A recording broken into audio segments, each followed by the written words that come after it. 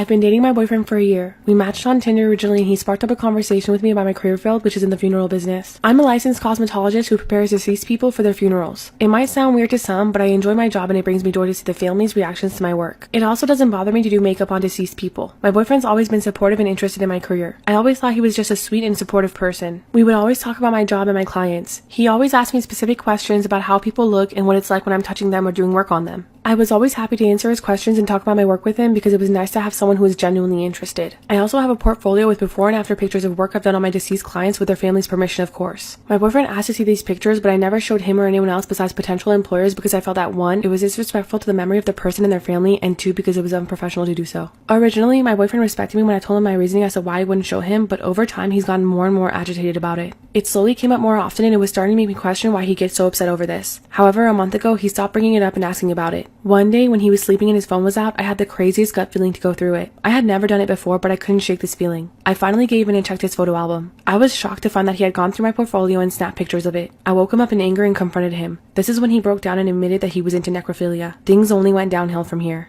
Part 2, I found out my boyfriend is into necrophilia. When my boyfriend broke down and admitted it, I was shocked. Everything from our first conversation up until finding the pictures on his phone all made sense in a different light. He explained that me being a mortuary cosmetologist is what drew him to me in the first place. All the conversations we had about my job and experiences further fueled his fantasies and made it all more realistic. He also enjoyed that I didn't mind being around deceased people. He admitted that he thought eventually he might be able to get me to roleplay in the bedroom with him and give him a realistic taste of what it would really be like. As he said all of this, I could see and feel the excitement slowly radiating off of him. I'm not one to shame people for what they're into, but this just creeped me out. I think he could see the terror on my face because he quickly tried to change the topic. However, it was too late. Knowing all of this knowledge now, I couldn't turn a blind eye and it wasn't something that I could accept. I grabbed his phone and wiped the pictures. Then I told him that I needed the next few days to myself. He gathered his things and left. However, he spent the next few days blowing up my phone with apologies. They started out sincere at first, but when I didn't reply, they got more aggressive. He tried to shame me for not being an open-minded person and accepting of his interest. By the end of the week, I told him our relationship was over and his actions were unforgivable. He continued to pester me for a while after that, but eventually backed off when I threatened to out him to his friends and family if he didn't leave me alone.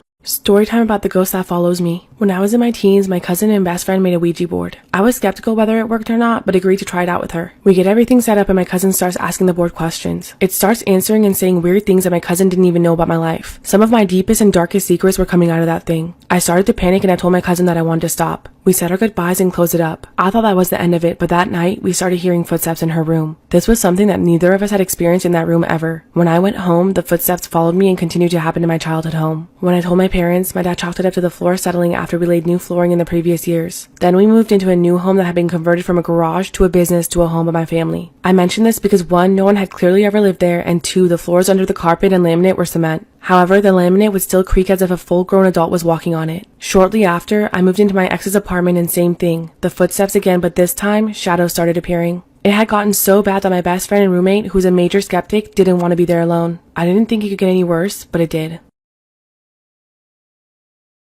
Part 2 of the ghost that follows me. I eventually moved out of the apartment. I moved in with my mother and sister in a different city. Her duplex went from no paranormal activity to an insane amount in just a few days. They would feel hot breaths on their face at night when they slept. My aunt started hearing giggling in a different room when she was alone, and I even heard someone say in an eerily tone, "Mommy," at 3 a.m. once. However, the craziest part is that the duplex mysteriously caught fire. When the fire department came and did their investigation, they had no explanation as to how the fire started or what caused it. After that, we moved into a new modular home who only had one previous owner. The footsteps started again. I found a pretty doll at an antique store, and eventually the doll started to move around on its own. There were times I caught it wave at me or move its head. It got to the point that I had to hide it away because it moved so much and it scared me so badly. I recently moved into an apartment in my hometown and the footsteps are here now. Things keep getting moved around too. I'm seeing the shadows again and it feels like I'll never be free of this thing. I don't know what to do, but I'm scared and terrified it'll always follow me. Storytime about how one best friend saved me from the other. The school I went to was a public school that never cared or paid attention to things that went on unless it was brought up to the school board directly. It was sophomore year of high school and I had class with both my girl and boy best friend. The girl's name is Aspen and the guy's name is Nick. Since our teacher didn't care, all 3 of us picked our seats together. I sat in the middle between Nick and Aspen. Nick and I had known each other since kindergarten, so I was pretty comfortable with his company. I never thought anything of it when he leaned his head on my shoulder or squished my face with his hands. However, about halfway through the year, things started to take a turn. During class, Nick would put his hands on my thighs or he'd lean on me and wrap his arms around my waist. This started to make me feel uncomfortable. We were seated in the back of the class, so no one noticed him making me uncomfortable except Aspen, who had no idea what was happening because I never alarmed her of it. I didn't say anything because part of me thought I was overreacting. After all, he was my best friend. One day, the class was empty because it was a free day, so we could all just hang out in the classroom or the commons. The teacher was God knows where, and Aspen had left to go print something for a different class in the printing room. I was left alone in the back of the classroom with Nick. For a few minutes, things were fine. I knew that Aspen would be back, so I just read my book. Then out of nowhere, I saw Nick stand up and shut the classroom door. Part 2 of how one best friend saved me from the other. I was scared when Nick shut the classroom door, but I tried to ignore him and pretended to keep reading my book. I quickly dialed Aspen's number on my phone and slipped the phone into my pocket. Before long, Nick got impatient with me and ordered me to take off my shirt. I told him no, and that's when he grabbed a fistful of my hair and tried to do it himself. After a minute of struggling with him, Aspen busted through the classroom door with one of our school guidance counselors. Turns out she hadn't really gone to the print room. She had noticed Nick touching me inappropriately and making me uncomfortable the previous day, so she went to the guidance counselor to get help. When I dialed her number, she was trying to convince the counselor, and when she realized what was happening, she put the phone on speaker to prove that I was in an unsafe situation. The counselor took Nick away, and later I found out that 7 other girls had come forward about him. They all said that he was harassing them, but since the school had no evidence, they couldn't expel him before. However, since the school counselor heard what was going on when Aspen put the phone on speaker during his attack on me, they were able to finally expel him. I'll always be thankful to Aspen for trying to help me when I felt like I couldn't do anything. Am I the asshole for taking back the beer that I was tricked into buying for a party that I was uninvited to? Oh, so you want me to buy the beer for the party, but I can't come? Sound like y'all gonna be drinking tap water around this.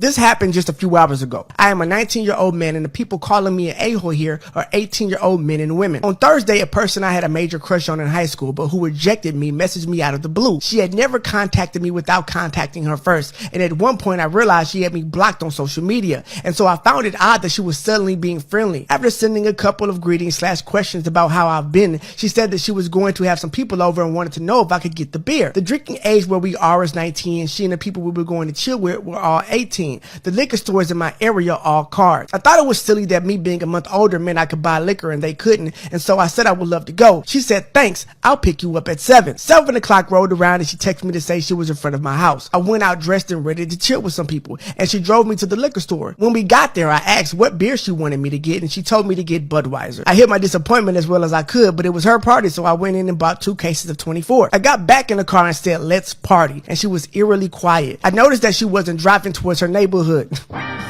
I just gonna slowly drop me back off at home, but rather back towards mine. I thought maybe she had moved or something, but didn't want to press the issue. When she turned down my street, I finally figured it out. She was being purposefully vague about the invitation because she wanted me to get the beer, but she wanted a way out when she told me I wasn't actually invited in the first place. She stopped in front of my house.